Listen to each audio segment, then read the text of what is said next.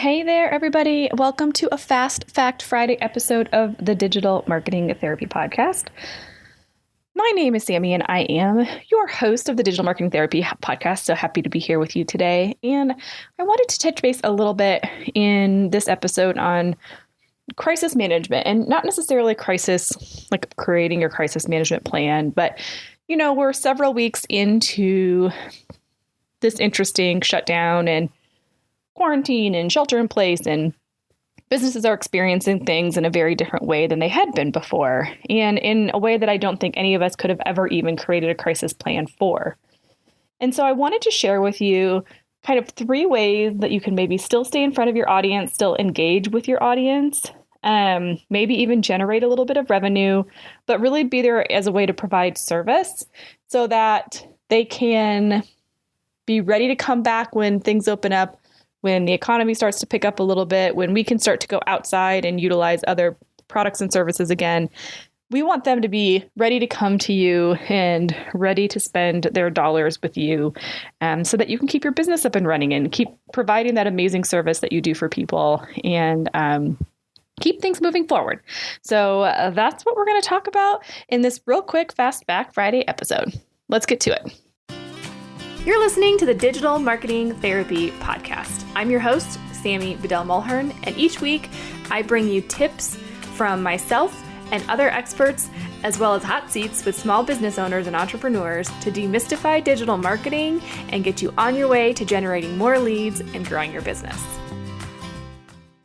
Okay, so the big thing for me right now is really wanting to make sure that we're still providing a service to people, that we're still staying top of mind, but that we're coming at it from a place of grace and gratitude.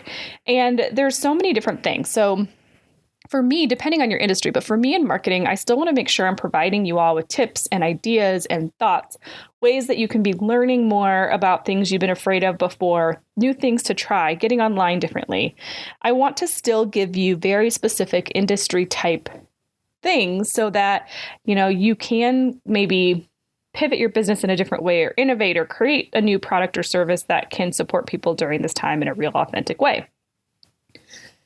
I also think that there's a huge opportunity right now to build better relationships with the existing customers that you have and deepening those relationships. So even if you're not selling to them, providing kind of entertainment, providing an opportunity for them to forget about what's going on for a little bit. And you're being the conduit to that, helping them, support them in that, is also extremely impactful. And so the first idea that I want to give you is doing a social hang.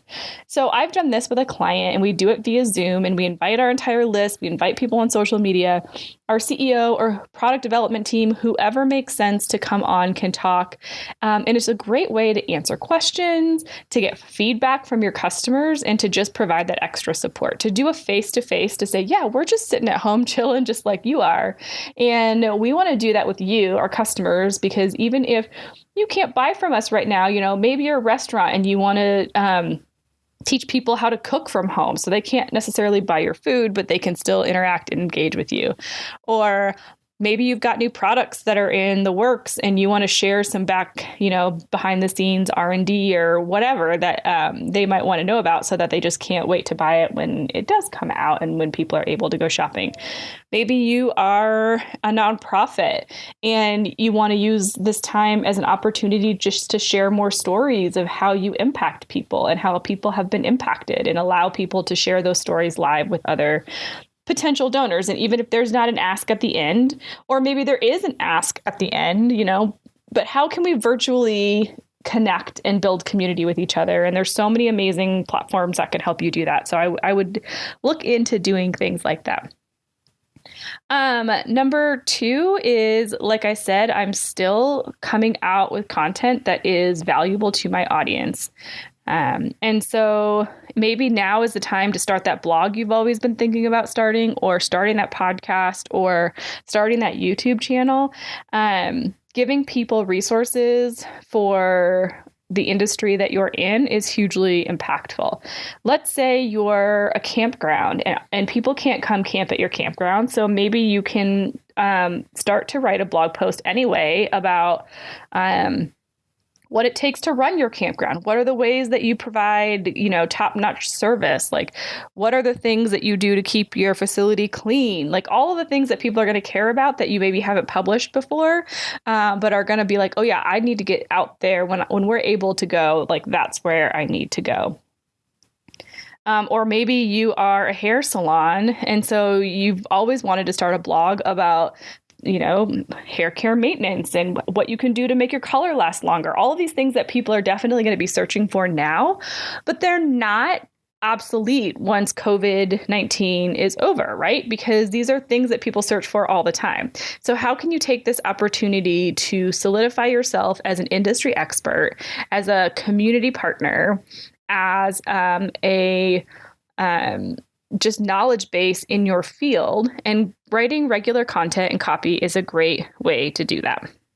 And the third thing that I want to throw out there is creating contests or doing giveaways.